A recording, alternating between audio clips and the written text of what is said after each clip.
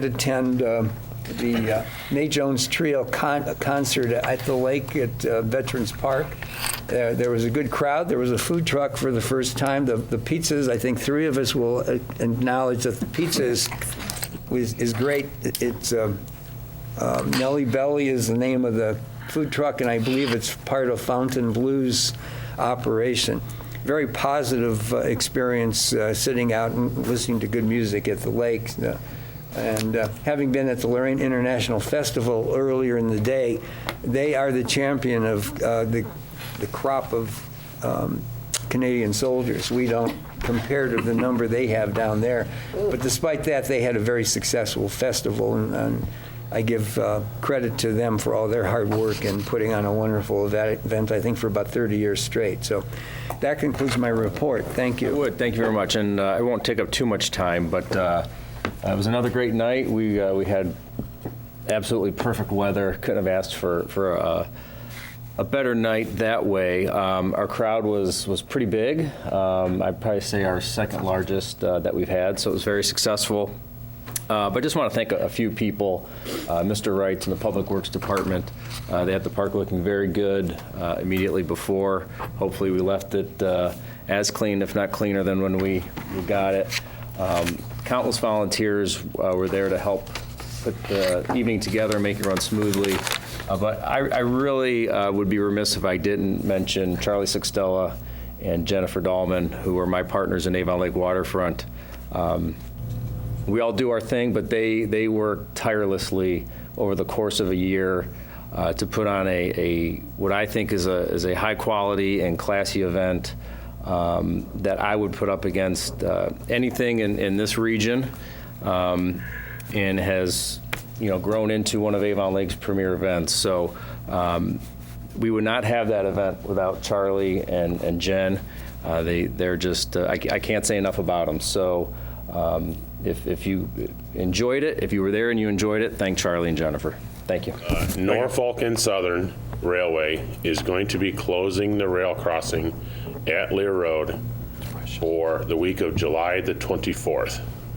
Myself and the city of Avon, as well as Bay Village, are going to reach out to all of our safety services and residents and so forth to pass the message on.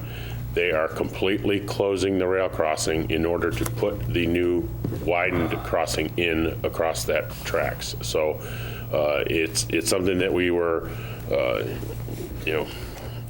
trying to understand better the need for that, but since they're not only just widening the existing railway, they are completely replacing a 100-foot section of track across that. So they're going to completely remove the existing section.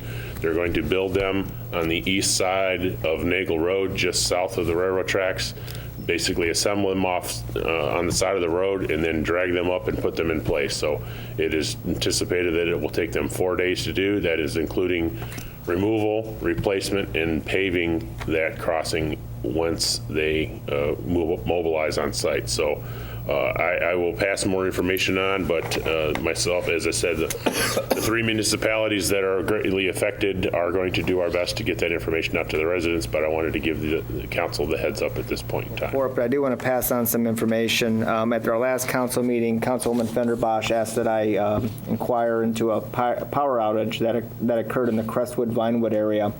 The following is the response from First Energy. This outage occurred on Sunday, June the 18th. There was a large tree limb behind 224 Crestwood that came down and took out the primary wire and was resting on the secondary. There were 85 customers involved, and the outage lasted approximately 646 minutes, but power was restored at that time. So it was a tree limb that caused that power outage.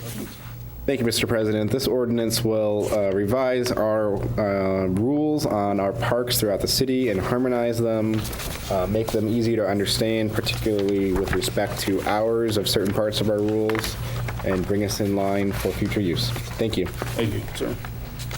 Further discussion? Adopt the roll, please. Mr. O'Donnell? Yes. Mr. Shondell? Yes. Mr. Busey? Yes. Mrs. Fenderbosh? Yes. Mr. James? Yes. Mr. Koss? Yes. Mr. Minor? Yes. Very quickly, I want to congratulate the Avon Lake Public Library Director, Mary Krehor, on her retirement. I know a lot of us have worked with Mary on one thing or another over the years, and she did a tremendous job with the tremendous facility there. So I want to wish her a happy retirement and thank her for all the service that she provided here to the city of Avon Lake. Yeah. I'm glad you mentioned that, Mr. Cutts. I agree. And there's also the public relations person, Jill Ralston, who's retiring, who worked Right. a lot for my community council group. So they were good people, and they're going to be missed. Mrs. Fenderbush. Right, and I too wanted to thank her because both of them, Mrs. Krehor has just bent over backwards to help the garden club during their flower show, which was over 50,000 square feet that we took over of their library, and it's one of the largest flower shows that has ever happened, obviously in Avon Lake, but also in Ohio, and they were very supportive. She's a can-do type person, and her enthusiasm and her energy is endless. I also want to thank Jill. Jill has been with the library for many, many years, and has just assisted with the marketing and with bringing in new programs and the art. Thank you. But I have two items I wanted to talk about, if I could. I want to ask the mayor if he could go into detail about the spill over at Ford Motor Company. It was on Channel 8's news. That's how I found out about it. And I wanted you to be able to elaborate if you could. Mr. Mayor? Thank you. I did receive a call after 10 o'clock last night from Jeff Moore, who is the assistant fire chief and the fire marshal. And he later followed up with a phone call, which went to voicemail for me after 11 o'clock. And I did go down to the Miller Road Park where the spill had happened, or where it was coming out into the lake. And Mr. Wrights was playing a prominent role in that. So if I could, Mr. Chairman, I'd like to have Mr. Wrights comment, because at 7 o'clock he went to another briefing on the whole situation. So he would be able to give us an update. There was a briefing at 9:30 this morning, at 2 o'clock in the afternoon, now at 7. So if he could. Thank you, sir. Mr. Wrights. Thank you. The accidental spill from the Ford plant did get into the storm sewer that runs the Western Avon Lake Industrial Storm Sewer, which does come out at Miller Road Park. They have contained the spill. They've been very aggressive on the cleanup efforts. They have a number of environmental companies out here. All of our briefings and from discussions from very early this morning involved the state and local EPA. Coast Guard is very active in it. ODNR came out today. So they are on top of it as far as working with Ford to get this cleaned up. Ford is dedicated to making sure that they get this cleaned up as soon as possible. They have a number of environmental cleanup crews on site, and they are going to work throughout the night. They worked through last night. They are working through tonight. Coast Guard is with them every step of the way.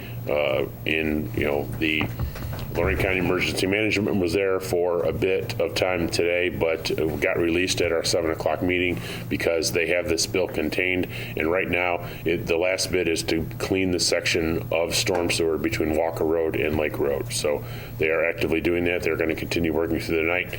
We're going to be meeting again in the morning to see how the progress worked through the morning. They have contingency plans if we do get any storm, but they have committed themselves to the fact that they will not allow any discharges to the lake, and they will bring in any forces they can. So the plant manager wanted me to relay on that if this has come up, Debbie Manzano, that they are aggressively taking this very seriously. They are aggressively going to attack this spill. It was an accidental spill. Once again, they have identified it. They have eliminated the spill, and they're going to be on site with every person they can. They have a number of people from Detroit in town. They have pulled people from other plants around the area, and they will be here to get this cleaned up. Mrs. Vanderbush. Thank you. If I could continue. Thank you very much for that. That's very helpful. Some of the concerns that came in, because I also got texts from some residents, had to do with our water department, and I can only depend on what Channel 8 said. Channel 8 said that this is not an issue with the water department. Do you want to elaborate with that? Mr. Wrights? With the action that we have and the small amount that actually got discharged to the lake, the wave action, it did get contained within the cove. We do not have a sand beach right now. So with the wave action, as a matter of fact, the Coast Guard at our 7 o'clock meeting actually called off any in-water cleanup efforts because the lake is so rough. So we're going to make a determination in the morning as far as when they can get people out there to clean up any of the block down there. So once again, they are working very closely with the Coast Guard and OEPA for this cleanup. Thank you. Mr. James? Thank you, Mr. President. I have a series of questions, if I may. Go ahead. Mr. Wrights, has Ford identified the contaminant that's been discharged? Mr. Wrights? It was an E-coat, which is the electrostatic coating that they use as a rust inhibitor on the Ford vehicles. It was a leak that got out of their containment area and therefore spilled into. So there was they identified not only the source of the spill, but also the cause of the spill, and have taken every action to completely stop it. And therefore, right now, it's just a matter of cleaning up what was in the pipes as of this morning. So do we have an understanding if this contaminant is caustic as to our infrastructure?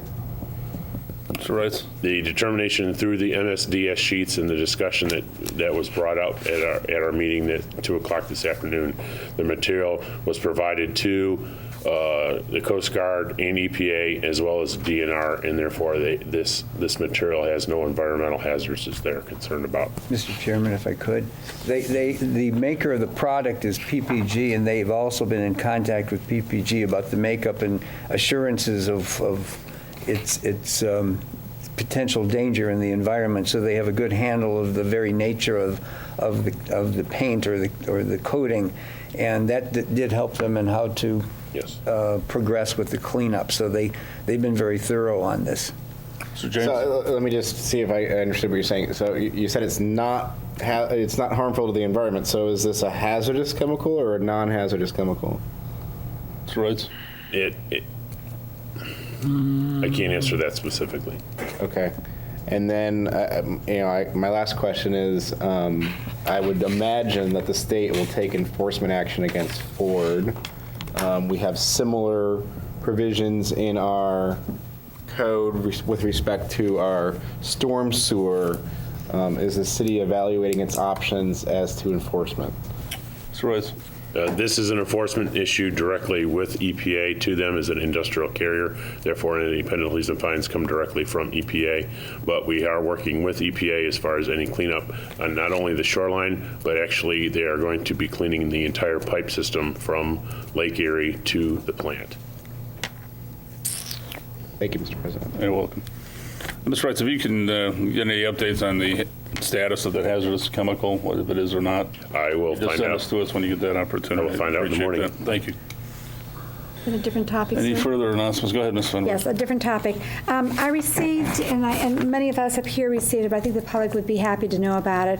Congresswoman Capter is going to hold a Lake Erie Leaders Roundtable July the 10th from 5:30 to 7. That's on a Monday when we're here at the Rocky River Memorial Hall. And what's interesting is that I'm going to read through the 4 people who will be part of her panel. And it's a roundtable convening experts and leaders on Great Lake issues that affect all of us here in Ohio. Dr. Jeffrey Reuter, who many of us know from the Sea Grant College program. Charlie Woolley, he's the Deputy Regional Director of the U.S. Fish and Wildlife Service. Deborah Lee, she's the Director of the Great Lakes Environmental Research Laboratory, known as NOAA. And Brian Stubbs is the Executive Director of the Cleveland Water Alliance. It should be a very interesting roundtable if you choose to attend. Thank you. I apologize, but I wanted to revisit my wine festival summary. I left out the best part, and that was that we partnered with Smiles for Sophie Forever for the 2nd year, and we were able to contribute $10,000 to them in their effort. So that was, like I said, the best part and very satisfying end to the night. That's 10 families from across the country that has a child with pediatric brain cancer that's going to get some financial assistance. So That's good. we slept well that night. Thank you. Thank you, sir.